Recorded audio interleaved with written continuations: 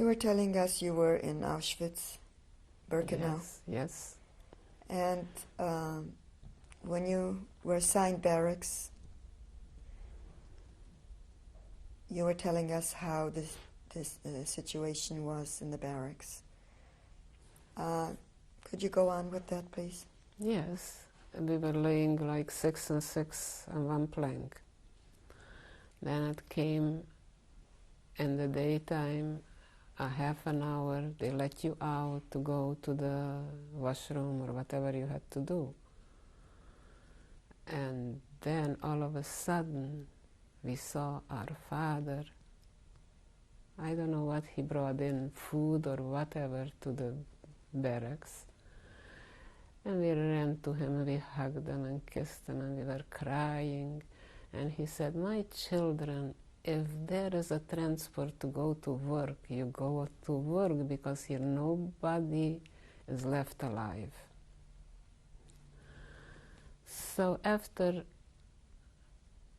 we went away, he was still coming in and he was looking for us. Yeah, the Blokova saw us first and then she pulled us away. She didn't let us to be with him. Who was she? Ruzhenka. What was her duty? She was the Blokova. She was our Blokova from our barrack. What is the Blokova? She is the like auxiliary, you know, the one who takes care of the group. But she was there already 4 years, so, but it wasn't our fault that she was there 4 years, so she took it out on us. And then when we left already, my father used to bring again in food there, and he was looking for us, and looking high and low. And so we weren't there. He probably forgot that he told us we should go away. Every morning the selections, the screaming. We were standing 5 in a row, and there was a truck with the SS, and pulling out from the rows, this one, that one, and they were separating sisters, and they were screaming unbelievably, because they knew what's waiting for them. So then they gave us like one pot, a little water in it, and some green leaves. It must have been sand, because the way you took it to your mouth, it was all crizzling or whatever, how you call it. Sometimes you didn't even take it to your mouth. The next one was pulling it away from you because we were so hungry. She says, "You drank already." I didn't even put it to my mouth yet. How did I drink? So that's how the hunger was over there. And they must have put in something in that water, because we wouldn't lay like zombies there on those planks without nothing. We didn't know what was going on. Must have been some tranquilizers or whatever in that thing. Then one day, one of the girls, she couldn't go exactly when they sent us for that half hour. So she tried to look, nobody sees her. She was sneaking around the barracks, and she made outside. And when she was coming in, that Ruzhenka saw her. She took her head and pushed it into it, whatever she did. She was crying. It was unbelievable what she was doing. She was hitting her. It wasn't enough that she just did that. She was hitting her too, that how dare you go, how dare you this. Then when other transport used to come, and when we were out for that half hour, so they used to throw in some bread through the barbed wires, the electrical wires. And one of the girls wanted to catch a little piece of bread, but it was too close to the electricity. She got electrocuted there, right then and there. Who was throwing the bread? Like transport, you know, like when they took us before the showers, you know, so we had, everybody thought they had a piece of bread in their hand, they're going to be hungry, they're going to need it. So they were throwing it over. They saw us, how we looked. So they threw it for us. And she was so hungry, so she thought she could get it, but it was so close to the electrical wire. The way she wanted to grab the bread, she touched the wire, and she was electrocuted. And you saw that? Yeah. You said you were like zombies. What do you mean by that? We didn't know what was going on with us. You know, just laying there like dummies.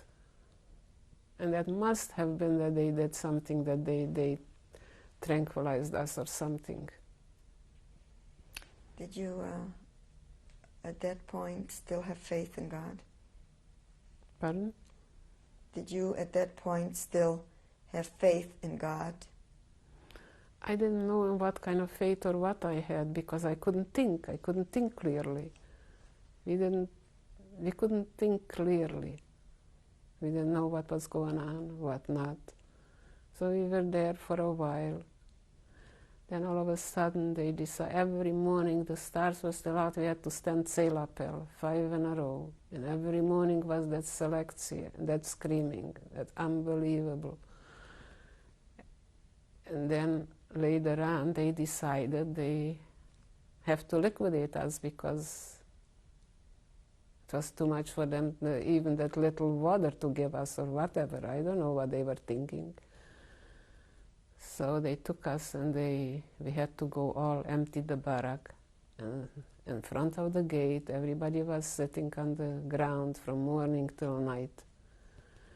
Why were they waiting at night? That they shouldn't know that they're gassing again people or whatever.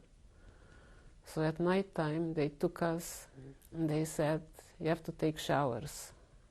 You have to be disinfected, you need showers. Have to get undressed. So we went into that big shower room, and there was a huge iron door closing on us. If we are going in the shower room, what do we need that huge iron door closing on us and 1,000 girls pushed in like herrings there? And then early in the morning, that iron door opened up, and there was sitting one of, I don't know who she was, a capo or whatever, and she says, ti büdös kurvák, szerencsétek van, hogy nincs elég gáz. You bitches, you are lucky we don't have enough gas. That was the gas chambers where we were in. Then could you go back to and explain a little bit more clearly about the circumstances that led you into the gas chamber? They said that they're, you know, they took us from the bags. First was Ceilapel, you know, again counting if one of us didn't run away or whatever. We didn't have where to run. If we would run, we would touch the electric wire, we'd be executed right away. So after counting us, they said, they didn't explain what and when, just there were the SS with the dogs, with this, and told us, march. When we marched all the way to the gate, they told us we should sit down on the sun there without food, without nothing.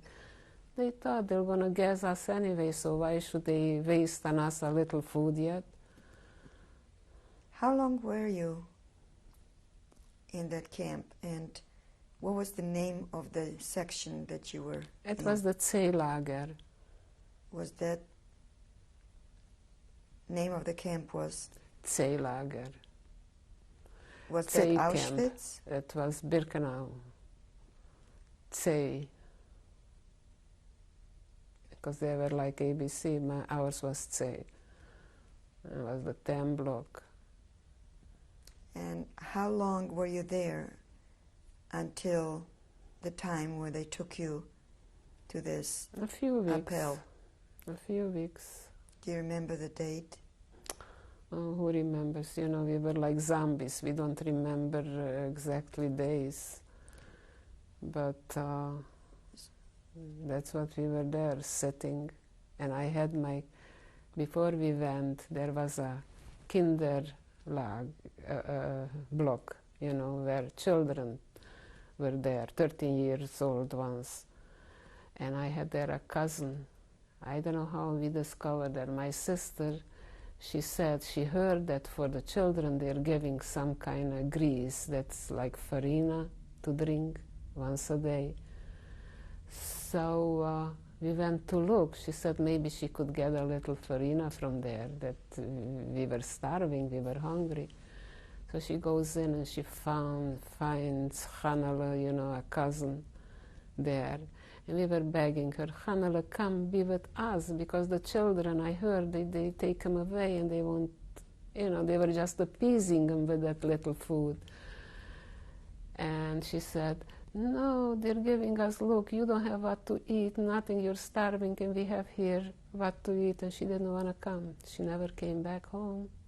They took the whole kinder block and they killed them. When you were in Birkenau, Yes. were you allowed to write home? Not home, we didn't have anybody home. I wish I have a postcard, and I misplaced it. I had it up till now because it is dribbling already from so old, the postcard, the paper.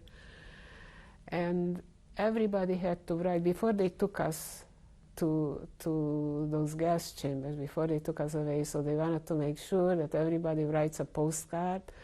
Ich bin gesund, ich grüße und küsse dich, and sign the name. But not home, because home was nobody.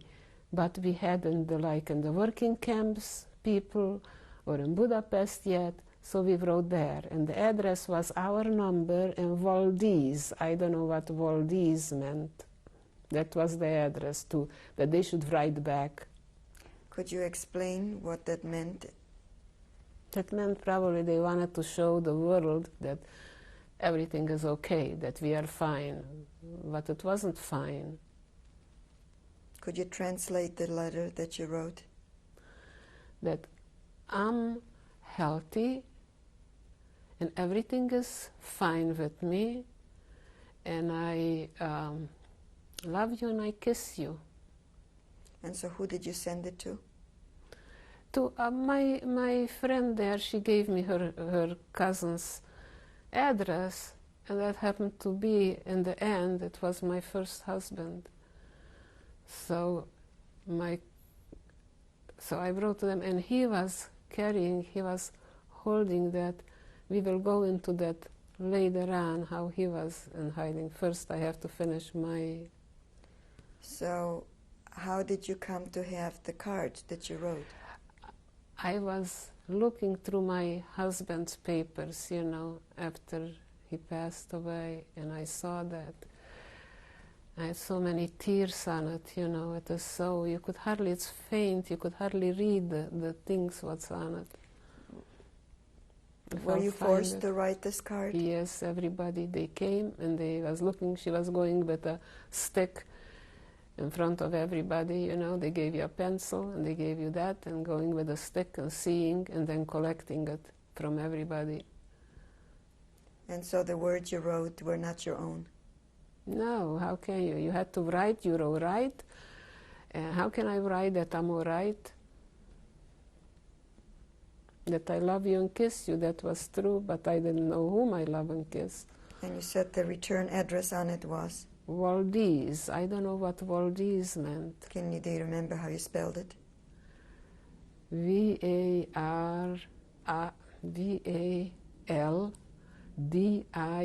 Valdez, something like that. All right, so let's now go back to, you were telling us about how you were waiting all day at the gate. Yes. And if you remember anything that you want to tell us about, and then the recollections. Yes, I had a little kerchief on my head, and there came the girls. They said, oh, you're going to work, give me your kerchief. I took it off of my head and gave it to her. And the rest of the girls did the same thing, anybody who was still left there, you know. So they gave them whatever they had in their possession.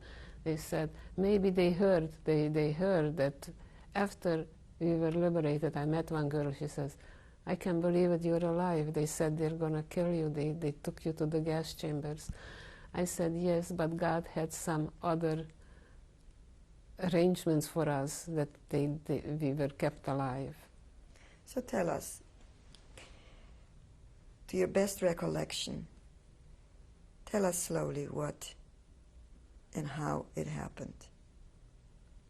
From the gate. From the gate. They came, the SS, and they made us march again, 5 abreast, marching to the... It's supposed to be showers, but really it was the gas chambers. And when we got there, we had to undress naked and go into those showers. What time of the day was it? The evening.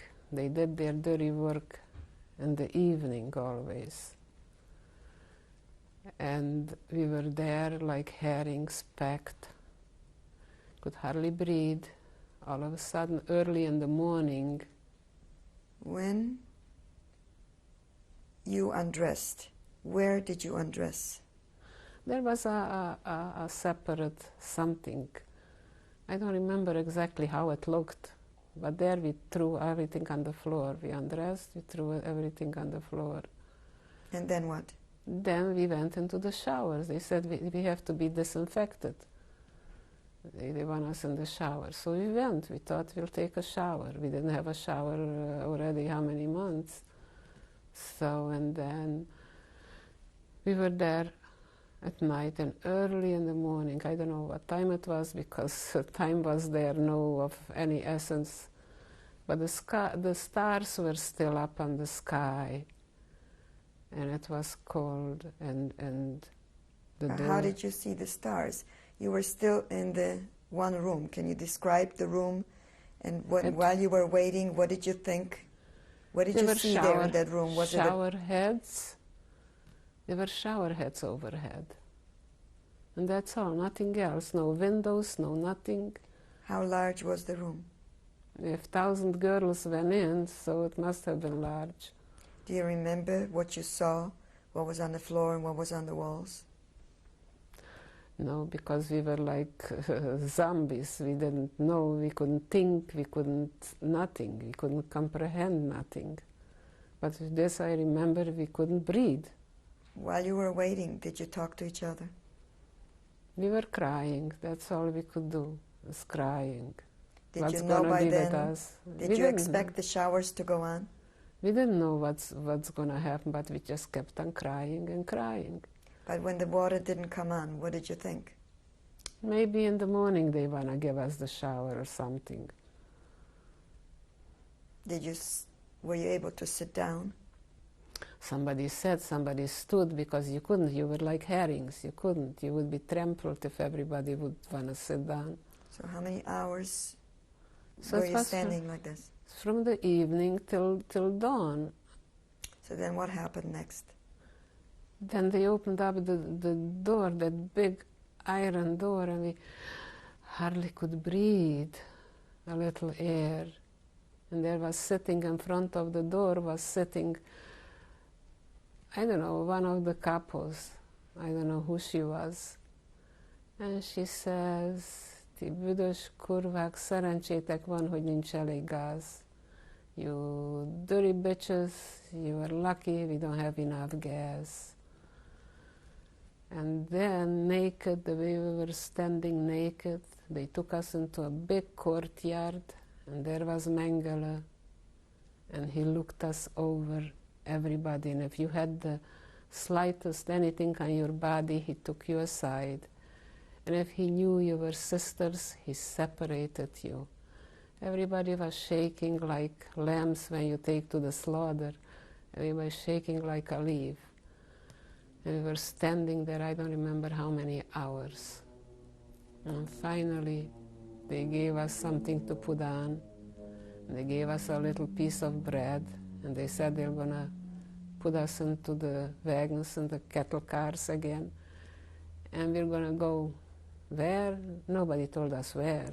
It wasn't for them that we should be important to know where they're taking us. So we were going with the train was going and going, and they was sitting in front of us with the open doors, a SS. He had like a plank there, a board, and what he was sitting in front of the door. And I was with all Hungarian girls, and they were crying, and they were telling me, Yoli, ask them, where are they taking us? They're gonna kill us, they're gonna shoot us. So I was asking him, and he says, no, my child, he says, don't worry, you're gonna go to work. All of a sudden, the train, I don't know why, it stopped for a second, he jumped off, we never saw him again. So we were figuring out that must have been somebody like a partisan who was dressed in an SS or something, because nobody came, and our wagon was empty, we were all girls by ourselves. We just kept on crying the whole time, and they were taking us all the way to Stutthof, but we didn't know where we were going. That was the same Vernichtungslager like Auschwitz. And when we came not far from the camps, it looks like the big trains couldn't go there, so they put us into those little carts, like when they pile up a lot of sand into it and take it up to the working places or whatever, to the buildings, whatever they do. So we had to stand there like cattle, like they put cattle in those little carts. And we were going and going until finally we arrived into Stutthof. When we got off, we saw their poor men, they were afraid even to look at us. You could see every vein in their face. They were so skinny, so worked out, and they had those striped clothes on, with those striped hats on their head. And then they put us into barracks. Let's go back to Auschwitz. Yes. You mentioned that you saw Mengele. Yes. How did you know it was Mengele? Well, they said so. It's Mengele, and we had to stand like soldiers, like not to move.